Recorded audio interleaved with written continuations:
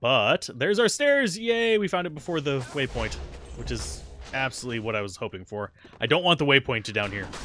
Ever. Because that makes shopping Anya a pain in the ass. Pain in the ass. Let's see. I'm looking at the walls to see if... I think this might be the right one. I'm probably wrong. I always get it mixed up what paintings I'm supposed to see. Yeah, I always get mixed up what paintings I'm supposed to go after for that.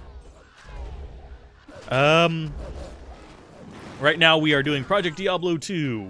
We've gotten through most of Nightmare. We're trying to kill Neelathak and get through Bale today. Probably get into Hell difficulty. And my goal is to get this guy all the way through Hell and just have an easy time of it all. So,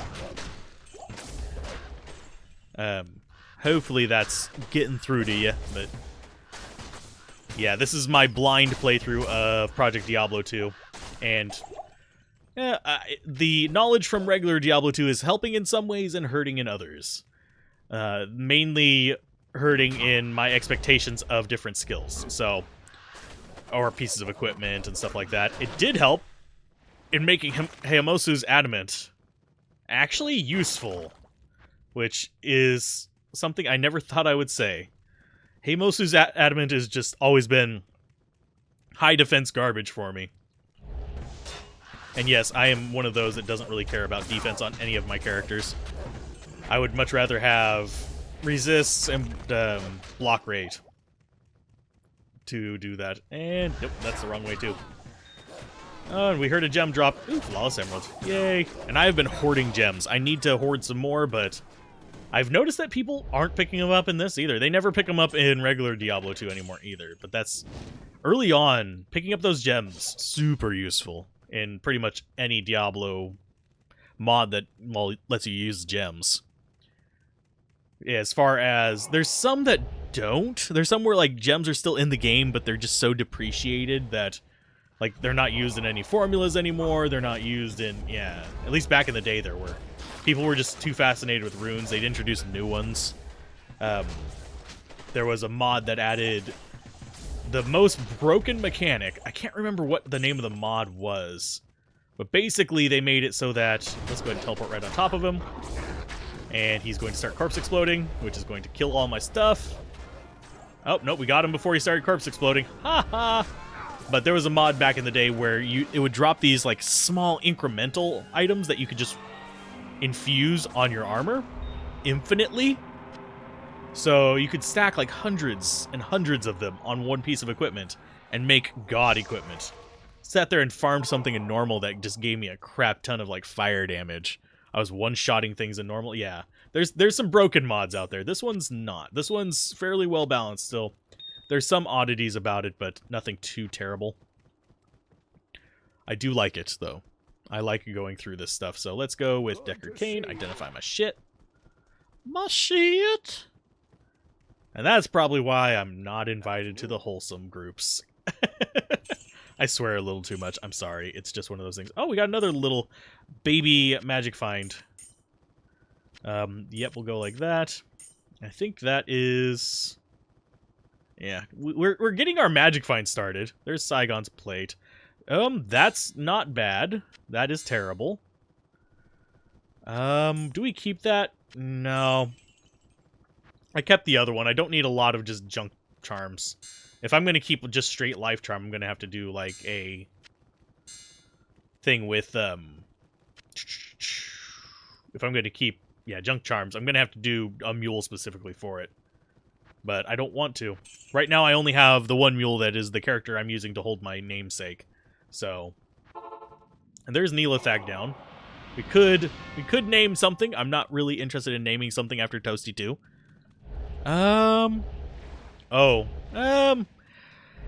Yeah.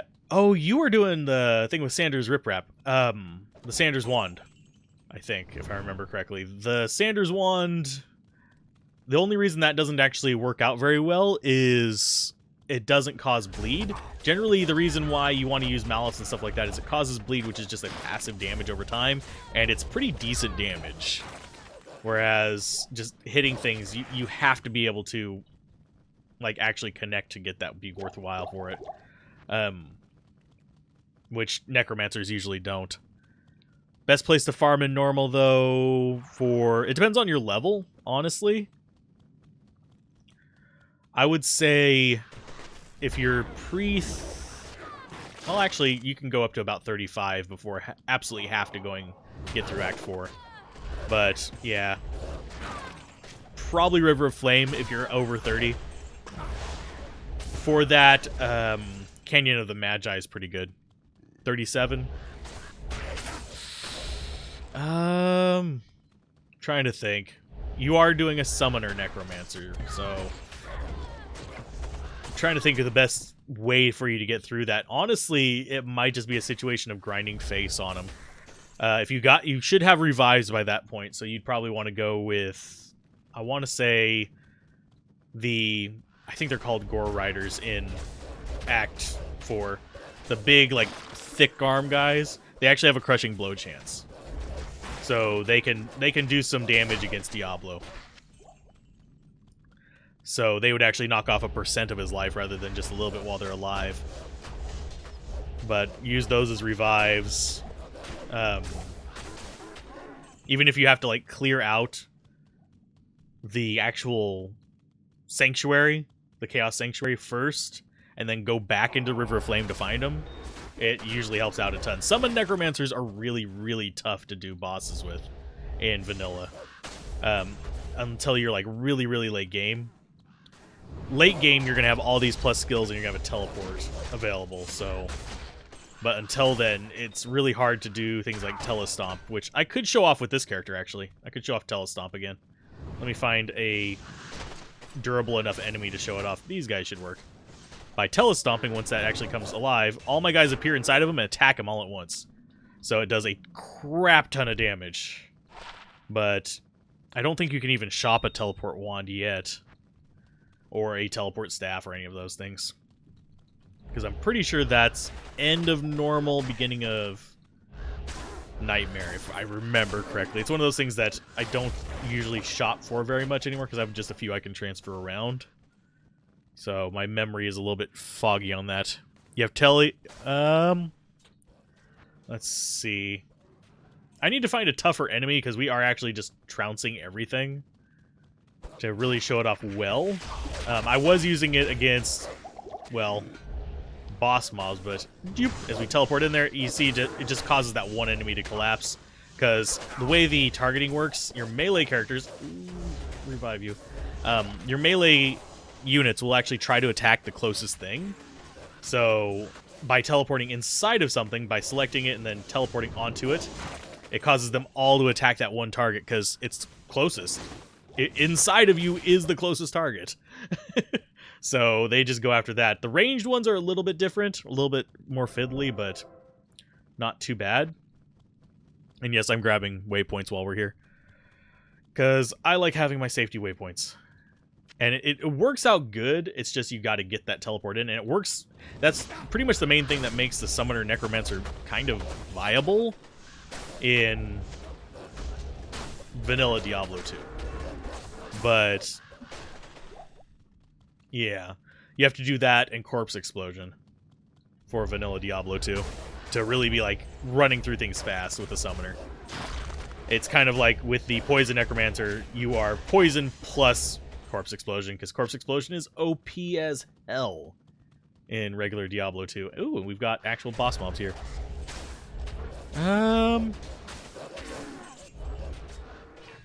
Yeah, well, the Necro can tank, but you really have to build specifically for it. For the Necromancer, he has like bone armor and stuff like that, which the way you do bone armor is really counterintuitive. You get 1 point in bone armor, and then you dump the rest of the points into bone wall and bone prison to actually get your physical tankiness up. Elemental tankiness is just going to be resistances, as it is for most characters. The only one that has like good mitigation for non-physical damage is the Druid. And even then, it's very limited because there's not a lot of good synergies for it. But I should make a guide to the Summoner Necromancer. It's not a player's 8 kind of build. So it's one of those that doesn't get a lot of attention. It gets it mostly for like nostalgia purposes. Because back in the day, you used to be able to summon 1 minion per point into this thing. So it was like, you have level 35 summon skeleton, you can summon 35 skeletons. One of those situations. And people would totally mess around with that and make Lagomancers. Which were fun. Yeah. It's kind of a catch-22 there. If you are really determined to like reset the character, it is worth noting act bosses like Diablo do not heal. You may have to die 95 times while fighting them, but they do not heal.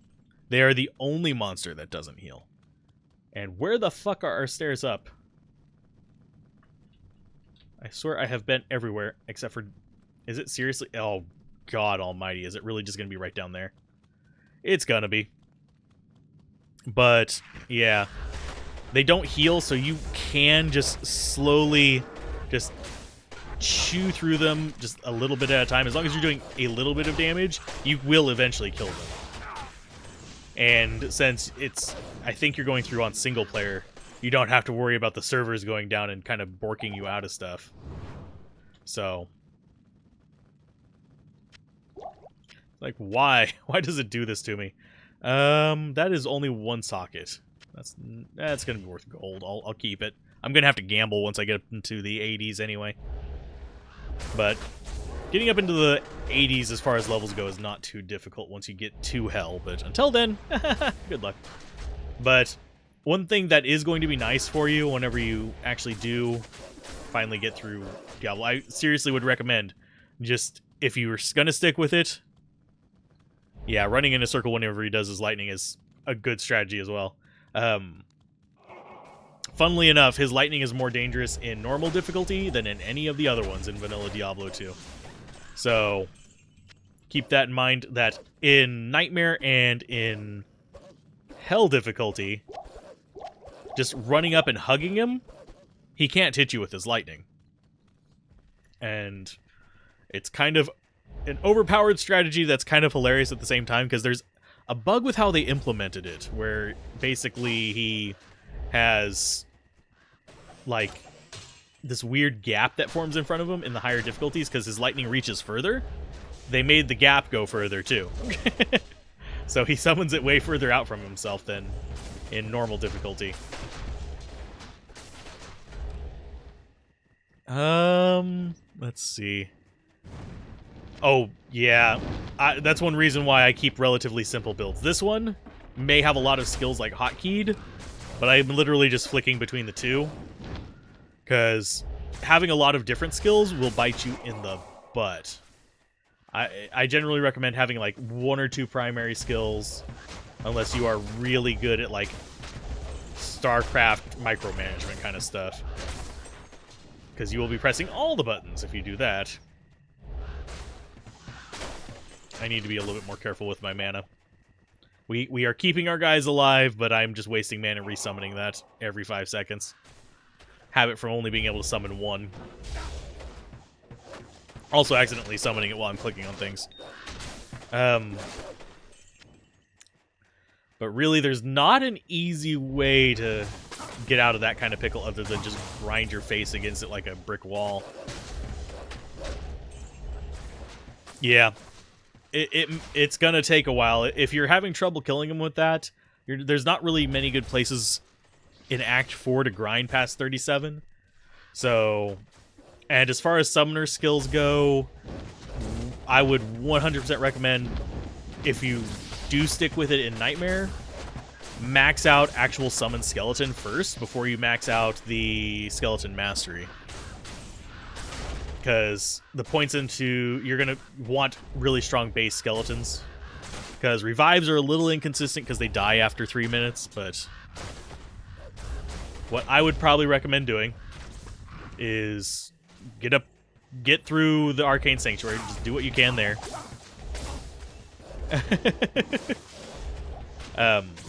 Yeah, Iswal's a meaty boy. He takes forever to kill for most people. He's got all the HP in the bloody world. I don't know why they did that. It's a weird, stupid thing, but he's just a tank. He takes a while to kill with anything. But for Diablo, I really would say just go for just grinding him down. But you don't need to stick around until you die. Just leave your golem and stuff sitting on his face, and whenever, like, your revives die off... But whenever your revives die off after doing some damage to him, just leave Diablo there, like town portal out, and go grab some more. And come back in. When they start dying off, go grab some more. And yeah, it may be like 10% of his life per go in, but... Ooh! Ah, we got a unique there. Let's go ahead. I forget what this one is. It is Crown of Thieves, which is more life leech, if I remember correctly. Yeah, 6%. Which is good. And that's going to be better than the +1 skill one that we have on him. Doesn't give him as much resist, but he has plenty of resist. But yeah, it getting through Diablo, unfortunately, the bad news is it is going to be grinding his face if you're sticking with the Necromancer, since you don't have a respec. I would usually recommend against summoners in normal anyway, though. There's our Ariat Summit. I need to find the waypoint, though. Which shouldn't be too hard. We should have an easy time with the Ancients, hopefully, unless they get, like, really bad spawn types. Which they could, but we can also hide over in a corner and be like, no, don't hurt me! But summoners in vanilla Diablo 2 really just... They didn't get any love. So it is just a bit of sadness there. They are after you've gotten a bunch of good gear, can kind of go around it kind of build and just do with what you... Like, if you don't have good gear, they're going to be a lot harder. That's probably the best way I can phrase that. And even in normal with good gear, they're usually not that easy to do. So there's our waypoint as well. So in case I rush anybody, we have that. I've skipped over so many waypoints. At your service. So repair everything, sell that. Gain all seals, tank Diablo till near death, tell a town, waypoint back to river, yep, pretty much. And if you run out of things in river to revive, Act 2 in the underground, underneath the palace, has more of those guys. Just different name, a little bit weaker, but can probably get a few hits off before they die. And if you run out after that, just start grabbing stuff from wherever you can. Act 3 is fine. You can revive council members. Not the unique ones, but the non-unique ones, you can actually revive and use those too. Those are kind of fun because they summon Hydras. So, which, Hydras, kind of not really strong versus Diablo, but funny. They just surround him. They don't really distract any hits, unfortunately, so you do have to be a little bit careful in that regard. Let's see, I will go for... We now have our actual Rejuvie string there. But, yeah, I think Untwinked Summoner Necromancer, you're probably going to have the easiest time once you get to Nightmare, though. Hell's going to be a royal pain in the ass. Yeah. And it works versus Diablo 2, but Diablo has better fire resist, unfortunately. So he's going to be a little bit more of a pain in the butt to bring down like that.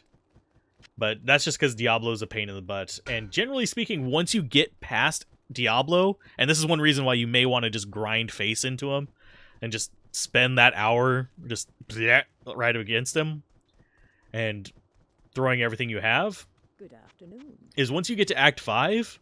It's really easy to level up into, like, the 50s, if you need to. Just running up the hill, kill the stuff at the top, and then get the waypoint, and just keep coming into the games and killing... I can actually show off where. Killing the stuff that spawns right here, and killing Shank. and just up the player count as it starts to get really easy to do. So, and that will get you a decent number of levels. It'll take a little while to get even further, but you've gotten to 37 in Act 4, so it's going to take less time to get up to decent levels there.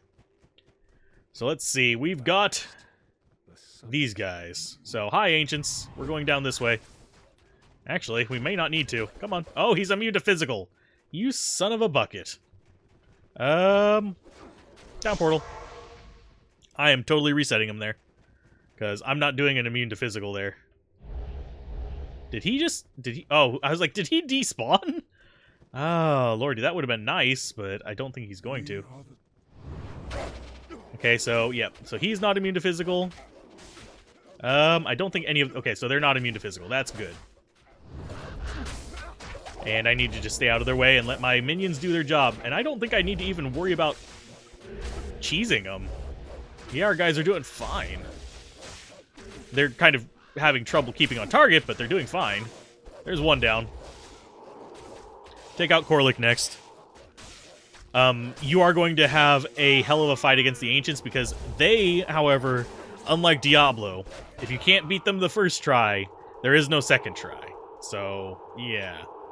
They can kick your butt. Yeah, we're going into bear.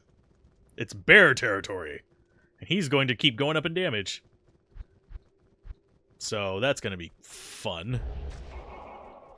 World Stone Keep. Yay! We're going in with amp damage. That doesn't even matter to me.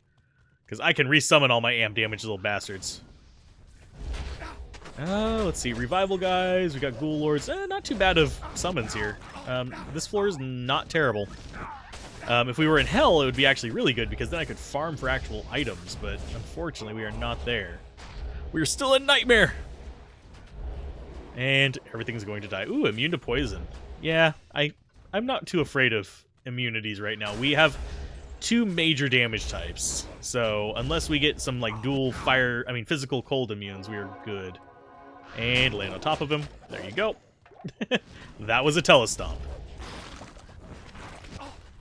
And probably one of the best things. And if you need to do telestomp with your Necromancer, you can, like in vanilla Diablo 2, you can shop the staves and stuff like that just by going... Probably the easiest place is Act 1 Nightmare. But it's just one of those things. Oh, okay. Oh, my Paladin... I actually don't have a Paladin Project Diablo one yet, but I do have a Paladin video that I've been going through. That is vanilla Diablo 2. But, yeah. Well, you can actually get it up to the same speed as Paladins, like their normal attacks. Hello. But it's going to take... you doing alright, Adam? It's going to take a while to actually get up to that attack speed with... Ooh, yay! With a, whatchamacallit? With a Necromancer. Because, first of all, they don't have Zeal, but you can actually get down to... I'm wanting to say... I think Paladin's normal attack speeds go down to 8, and the Necromancers, I think, can match it.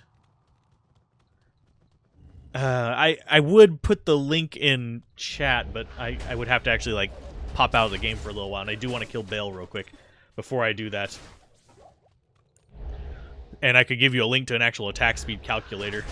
How much attack speed you need to actually reach those different points. Oh, I opened my mouth, damn it, and they answered. I can't kill this guy. I have to throw poison on him. Something's damaging him. What is actually damaging him? It's not the poison guy. But something is actually able to hurt him. I don't have anything that should be doing damage that could hurt him. Unless... No. I don't think he even has any crushing blow. Yeah. My barbarian should just be doing physical damage.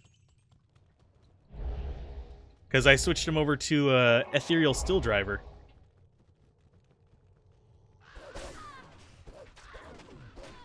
I'm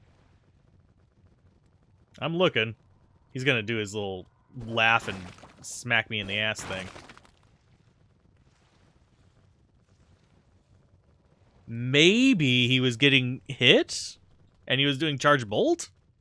It's the only thing I can think of. Oh.